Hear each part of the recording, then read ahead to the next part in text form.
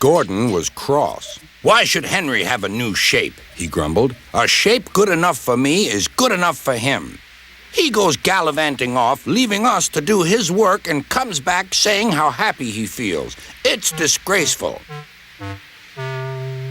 And there's another thing. Henry whistles too much. No respectable engine ever whistles loudly at stations. It isn't wrong, but we just don't do it." Poor Henry didn't feel happy anymore. "Never mind," whispered Percy. "I'm glad you're home again. I like your whistling." "Goodbye, Henry," called Gordon. "We're glad to have you with us again, but remember what I said." Later, Henry stopped at Edward's station. "Hello, Henry," said Edward. "You look splendid. I was pleased to hear your happy whistle yesterday." "Thank you, Edward," smiled Henry. "Shh! Can you hear something?" "It sounds like Gordon," said Edward, "and it ought to be Gordon. But Gordon never whistled like that." It was Gordon. He came rushing down the hill at a tremendous rate. He didn't look at Henry, and he didn't look at Edward. He screamed straight through the station and disappeared. "Well," said Edward.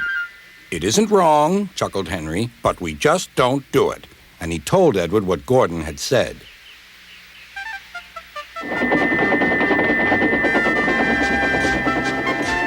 Meanwhile, Gordon screeched along the line. The noise was awful.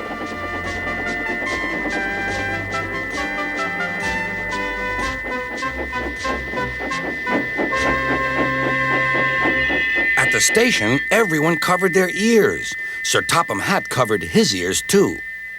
"Take him away," he bellowed, "and stop that noise." Gordon puffed sadly away, but he wouldn't stop whistling until two fitters climbed up and knocked his whistle valve in place. That night, Gordon slunk into the shed. He was glad it was empty.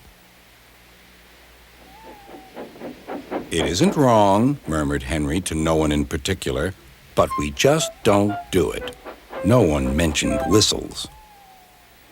Next morning, Henry was enjoying himself enormously. "I feel so well, I feel so well," he sang. "Trickety-trock, trickety-trock," hummed his coaches.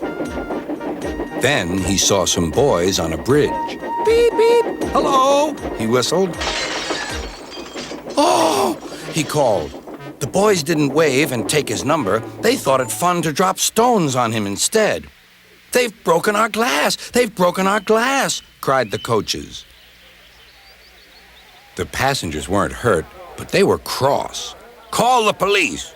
"No," said the driver. "Leave it to Henry and me." "What will you do?" they asked. "Can you keep a secret?" "Yes, yes." "Well then," said the driver, "Henry is going to sneeze at those boys."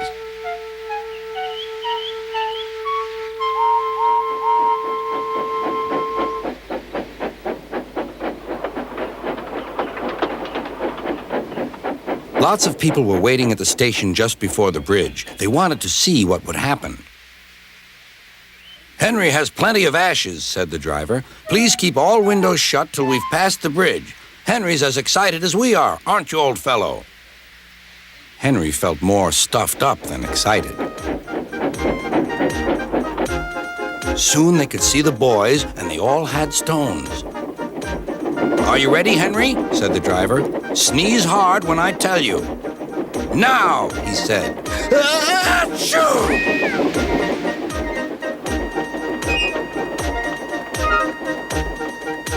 "Well done, Henry," laughed his driver. Henry went home, hoping that next time he saw Gordon and the boys, they would have learned not to be so mean.